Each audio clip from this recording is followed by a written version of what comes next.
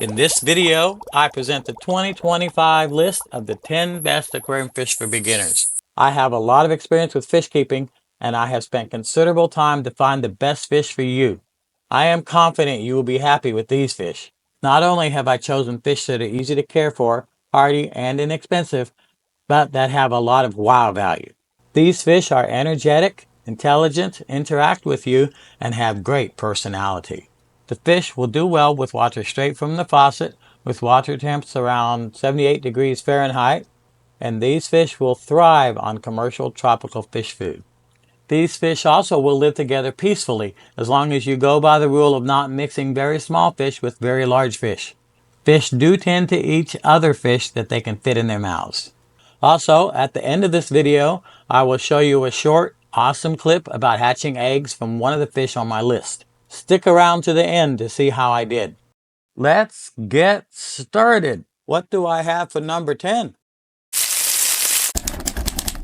This group of fish are awesome active fish with lots of color zooming around your tank. They are schooling fish, so you should get 4 or more so they will be happy swimming around with their own kind. They are also inexpensive, so getting 4 or more won't cost that much. These are awesome fish. I put them at number 10 because they are so small that you have to be very careful that the other fish in the tank aren't large enough to eat them. Did you guess the name of this group of fish? Rasboras. On to number 9.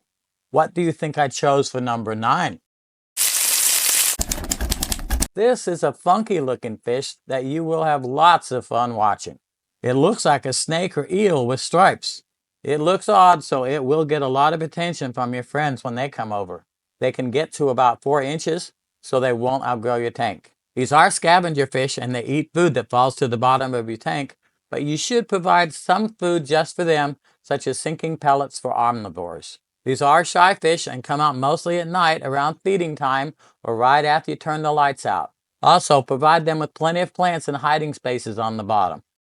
Did you figure out the name of this fish? It is the Kuhli Loach.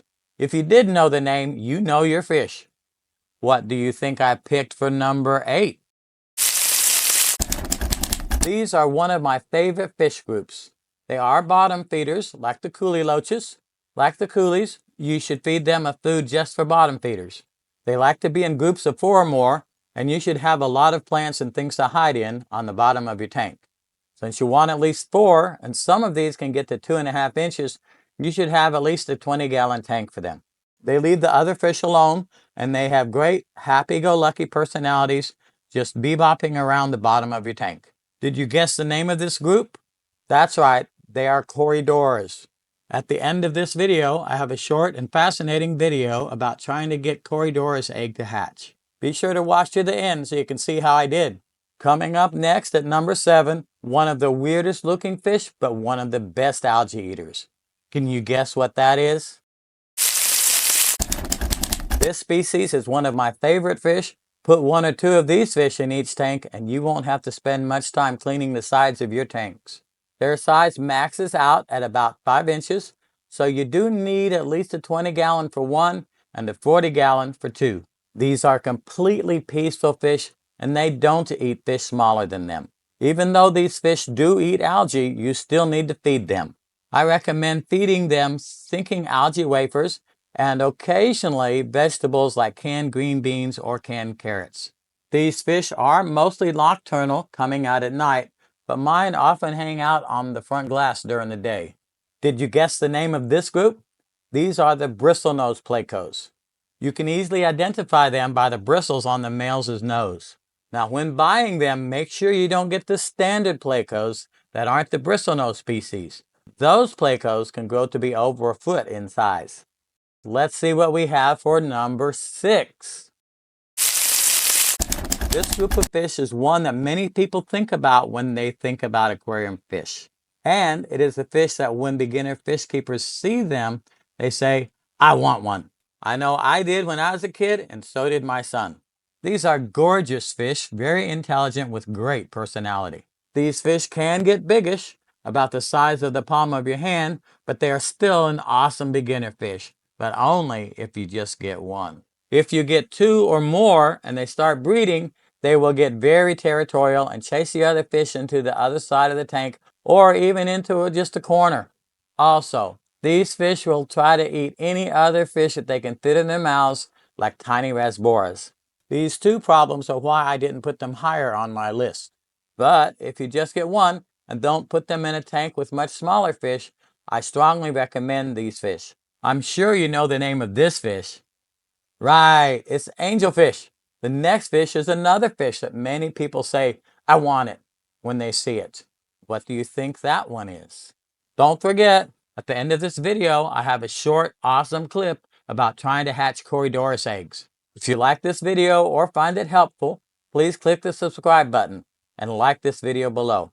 In the video description, I have links to Amazon that you can use to purchase the fish food recommended in this video.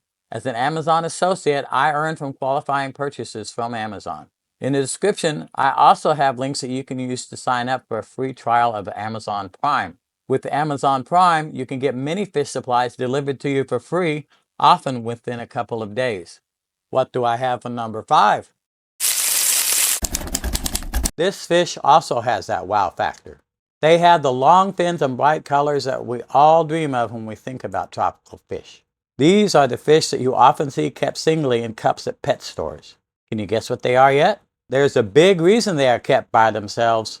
The males will fight each other, and the males will even attack females unless the female and the male are getting ready to spawn. So you should do like the pet stores and put only one male per tank. It's this problem of the males fighting each other and even attacking females that keeps them from being higher on my list. These fish have a special organ that lets them extract oxygen from the air, and that's why they can survive in the little cups. But don't you dare do that.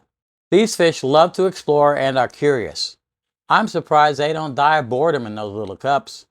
You should put them in a tank of at least 5 gallons, and since they like to explore, put lots of plants and caves in the tank for them to check out.